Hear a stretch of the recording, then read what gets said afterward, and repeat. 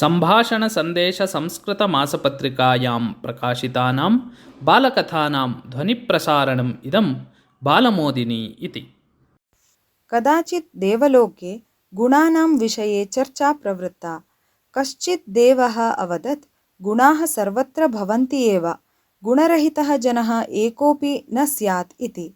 अपरः अवदत्, गुणाः भवेयुः नाम, किन्तु गुणग्राहिता तु सुदुर्लभा। देवेषु एव सः गुणः दुर्लभः।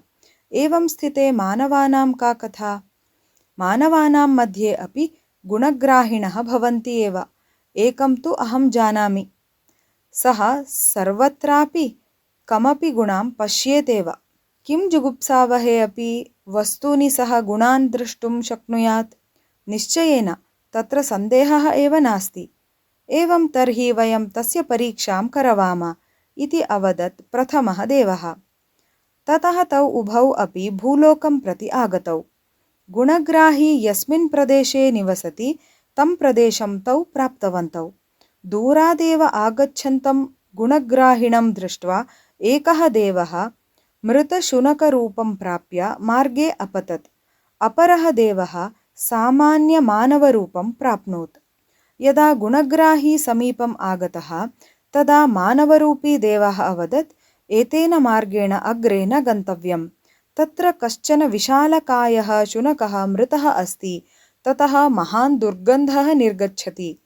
तस्य आघ्राणात् जनाः वमनं कुर्युः। अतः एतेन मार्गेण न कोऽपि गच्छति इति।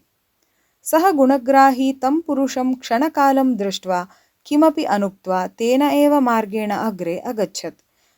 देवपुरुषः तम् अनुसृतवान्।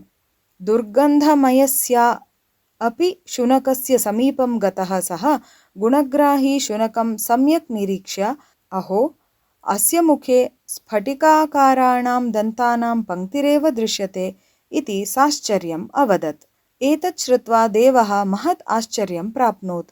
ततः पुरुषवेषधारी मृतशुनकरूपः च देवौ स्वीयं रूपं धृत्वा, भवत्वः गुणग्राहिणी बुद्धिः श्लाघ्या एव, दीर्घायुः भवतु भवान् इति उक्त्वा आशिषा अनुगृह्य ततः अदृश्यतां गतवन्तौ।